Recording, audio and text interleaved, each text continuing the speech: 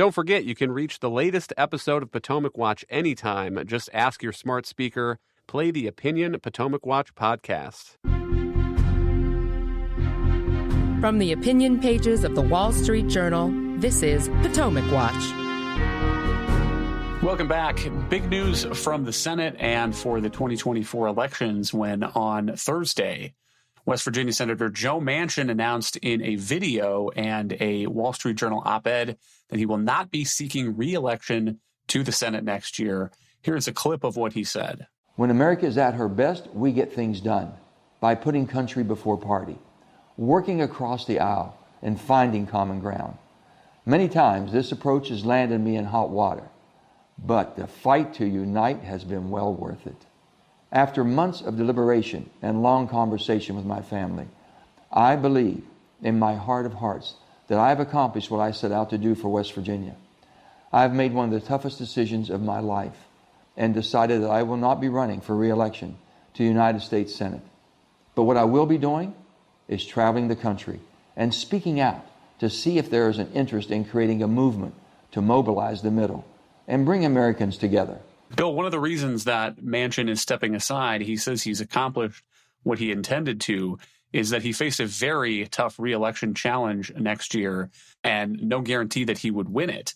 But it is interesting to me how unclear he's being about what he intends to do. So what he wrote in the Wall Street Journal is, I will finish my term while traveling the country and speaking out to see if there is interest in building a movement to mobilize the middle, find common ground, and bring Americans together.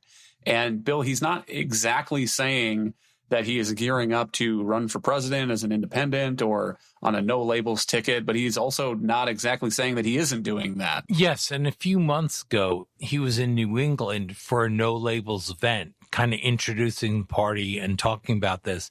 I'm a little skeptical about that because I think third parties, when they excite people, have new faces that aren't represented in the other party and often little track record, why they're able to portray themselves as something new.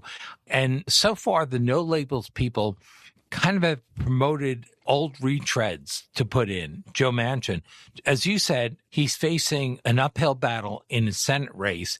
And I wonder if we would be talking about this no labels third party challenge if he hadn't voted for the Inflation Reduction Act, which saw his poll numbers drop, I think, 57% to 26% in West Virginia. He's made a big thing about being a moderate. He is in the Democratic Party, and he's voted against the president sometimes. But on the big one, when it counted on Inflation Reduction Act, he caved. And I'm not sure that's the model that's going to excite independent voters. Now, it may succeed in taking away votes either from Donald Trump or more likely, I think, Joe Biden. But I don't think it's going to really boost the independent movement. Kim, how much do you think Manchin bowing out helps Republicans in their effort next year to retake the Senate? It's an enormous help. First of all, bear in mind, the Democrats already had a very tough map this next time around. They really only have two opportunities, and even those are fairly faint. They've got potential pickups in Florida and Texas, but as we all know, those states have turned, if anything, more red over the years, despite not so long ago, Democrats viewing them as potential purpley states. So then add into this that Democrats have got two very vulnerable senators, Sherrod Brown in Ohio and Tester in Montana. And then they've got another 5 seats that might look like a little bit more of a stretch for Republicans to pick up. But given how unpopular Joe Biden is at the moment and the general environment, they're concerned about Michigan, Nevada, Arizona, Pennsylvania, and Wisconsin. So that's the map for Democrats already. You add in Joe Manchin, who really was their best shot in West Virginia. Now, look, the state has changed dramatically. This was a state that Donald Trump walked all over in 2020.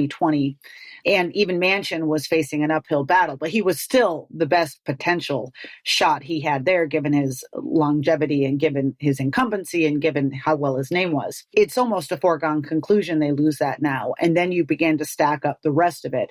It puts Republicans in a very strong position. Now, that, of course, is not taking into account Republicans' troubles recently on abortion and other issues, but just in terms of pure mathematics and the electoral map, Democrats, things just got harder for them.